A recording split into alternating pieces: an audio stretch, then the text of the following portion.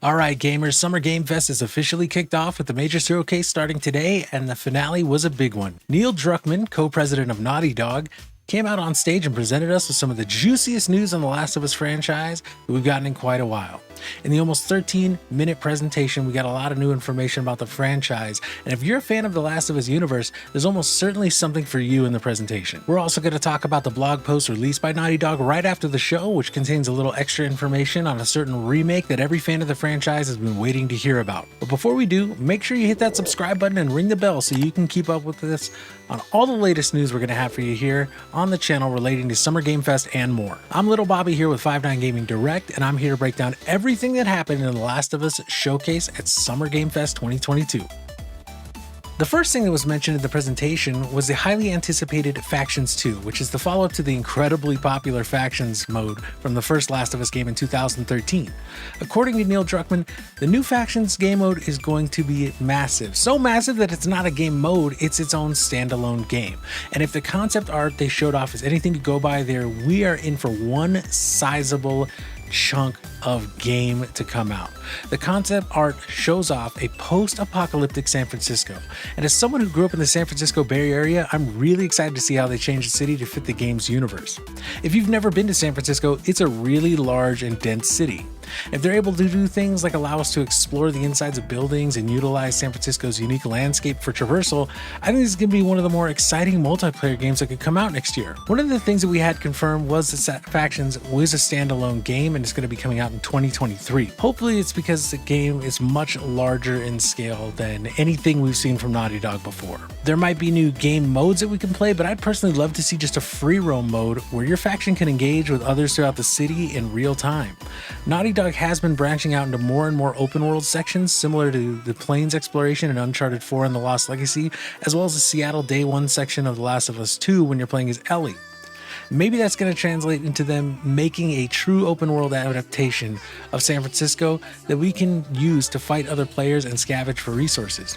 Little is known about how the systems of Factions are going to change, but I'm hoping for nothing short of an excellent experience from a studio as illustrious as Naughty Dog. After all the hype of Factions, Neil Druckmann went on to discuss the Last of Us TV show coming to HBO next year. Druckmann had nothing but the highest praise for everyone who worked on the show, and promised us that this would be the best TV adaptation of a game ever, which is a pretty high bar considering that The Witcher show is out on Netflix. We got our first official looks at Pedro Pascal and Bella Ramsey as Joel and Ellie respectively, and the picture that Druckmann showed presented the two in the museum from the first game, which is one of the foundational points of Ellie and Joel's journey. In the blog post, they actually included a wider angle of the shot that was shown, revealing that Joel and Ellie are hiding from a clicker that's loose in the museum. Druckmann then went on to invite out Troy Baker and Ashley Johnson, who played Joel and Ellie in the original game, to discuss the show with them. Baker and Johnson also spoke highly of the cast and crew, mentioning that almost all of them were big fans of the game and its storytelling. They also revealed that they will have roles in the show, but did not reveal whether they would be known characters, new characters, or simply cameos.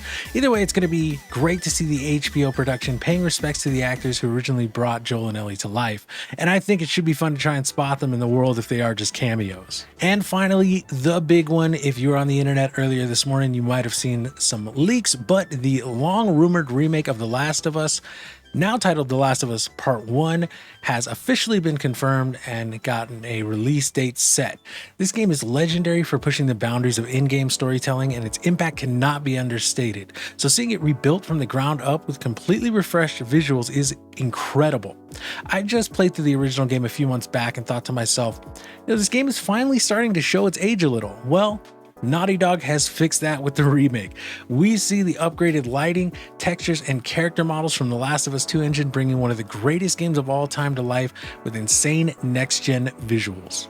On top of that, Druckmann mentioned that the combat will be styled similar to The Last of Us 2, which added better cover mechanics, stealth options, gunplay, and the ability to go prone and sneak underneath things, which should mean that players should have a lot more options when engaging with their enemies, be they human or infected. It also looks to be including the Left Behind DLC, which is something that Naughty Dog did with the original remaster for PS4 as well. Also mentioned were improvements to the game's AI, which means that the infected are going to be more persistent and the humans are going to be more organized, if The Last of Us Part 2 is anything to go by. Druckmann goes on to show some side-by-side comparison shots of Ellie and Joel, and when we look at the character models for this new upgraded version, it's clear that they chose to line them up much closer to their older counterparts from Part 2.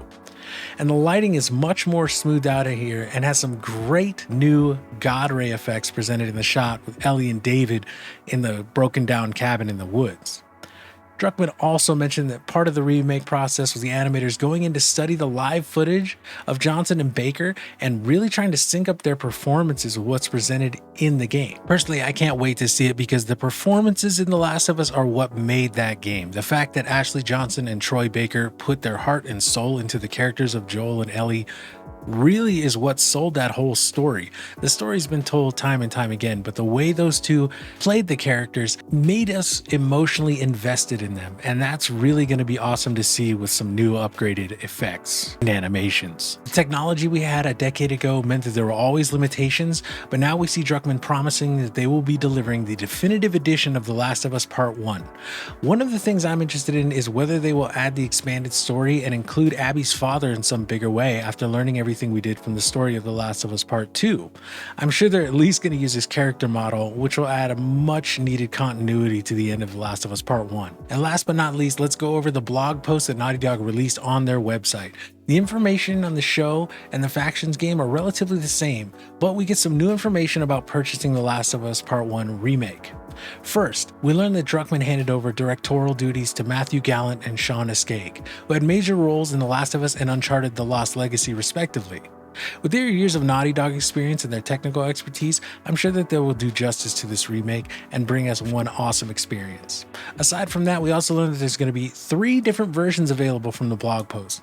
First, the standard edition for $69.99, which is going to include the base game remake. Next up is the digital deluxe edition for $79.99, which allows players to have some early unlocks for their game, including increased crafting speed, increased healing speed, 9mm pistol reload speed increase, rifle clip capacity increase, explosive arrow gameplay modifier, a dither punk filter, a speedrun mode, and 6 exclusive weapon skins to deck out your arsenal. And finally, we get the Firefly Edition for $99.99, which is only available in the US from direct.playstation.com.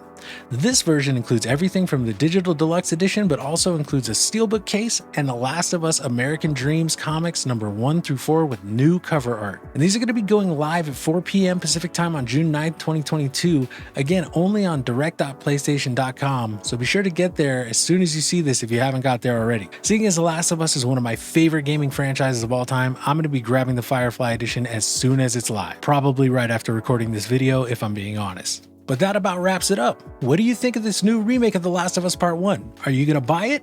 If so, what scenes are you looking forward to see the most with these new gorgeous visuals? And what about the Factions multiplayer and the TV show? Are you looking forward to those? Let us know down in the comments below. Once again, I'm Little Bobby, and you just watched our breakdown of The Last of Us Showcase from Summer Game Fest 2022. Thank you so much for watching, and don't forget to hit that like button, subscribe, and ring the bell for more Summer Game Fest news. Catch y'all in the next one.